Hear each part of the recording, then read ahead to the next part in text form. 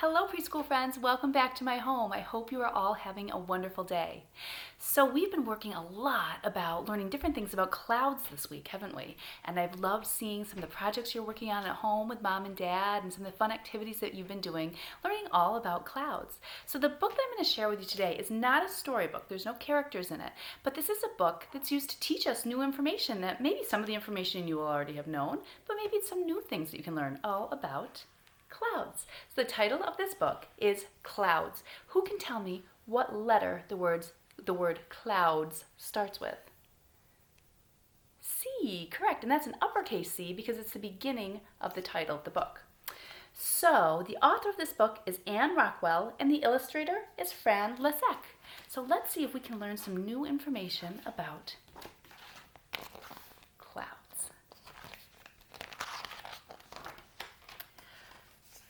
Look up at the sky. Do you see white or gray shapes moving across? Those are clouds. It's fun to lay and look at the clouds. Most clouds are too far away to feel. You can only look at them. But there's one kind of cloud that you can feel standing on the ground. That is fog. It's the lowest kind of cloud. And maybe someday you've been driving in the car with mom or dad and you notice that it looks kind of gray outside and they might say, oh my, it's very foggy out. And that's the kind of cloud that's very low. You can learn a lot from looking at clouds. The shape of the clouds and whether they are dark or bright can tell you how high they are and what kind of weather they will bring. All clouds are made of water and particles of dust, too small to see.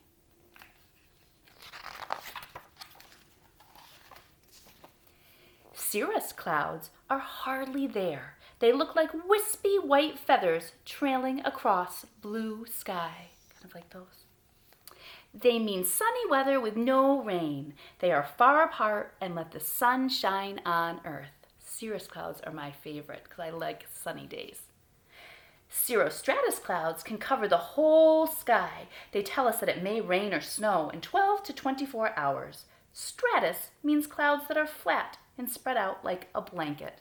See, if you see a gray, dark sky, we usually think it may rain or snow. Small, puffy white clouds scattered across the entire sky are cirrocumulus clouds. Cumulus means that a cloud is round instead of flat.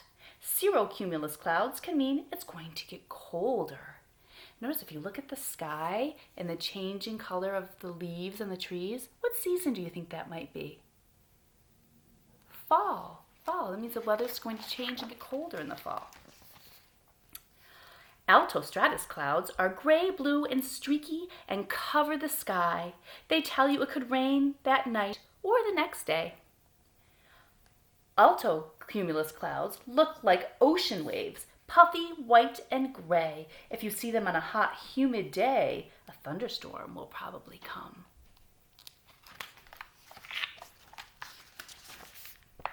Stratus clouds are gray and cover the whole sky. They usually mean rain, but not too much. Stratocumulus clouds are gray and look like a row of fuzzy lumps hanging low in the sky. Rain doesn't fall from these clouds. So you notice sometimes it does get very cloudy, but never rains. That means they are probably stratocumulus clouds. These are all very big words. Nimbostratus and cumulonimbus clouds both tell you that there will be very wet or even stormy weather. Nimbo or nimbus in a cloud's name means it is a storm cloud. Nimbostratus clouds are dark gray and ragged looking at the bottom. Rain or snow falls steadily from them.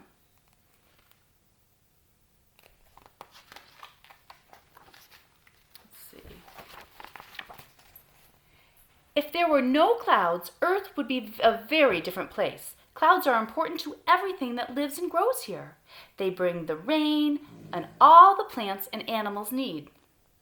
If there were no clouds, there would be no rain. Nothing could live. If there were no clouds to hide the sun, the earth would become very hot during the day and very cold during the night.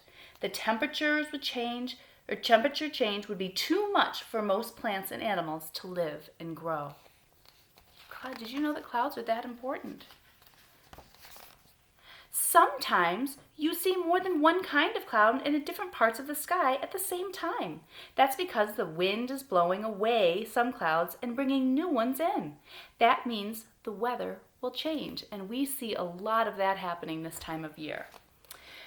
Now that you know which clouds bring rain or snow, which bring storms, and which bring sunny weather, you can tell in advance what the change will be. That's what scientists, called meteorologists, do. And those are the people that tell us the weather on the news. Maybe so they use the clouds to help teach them what the weather's going to be. Maybe you could try and be a meteorologist by looking at the clouds and predicting what the weather's going to be. More than half of Earth is always covered with clouds, even though you may not see anywhere you live. But somewhere else on Earth, someone else is looking at clouds in the sky above.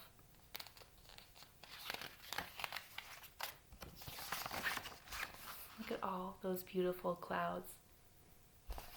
So I hope maybe you learned something new that you didn't know about clouds.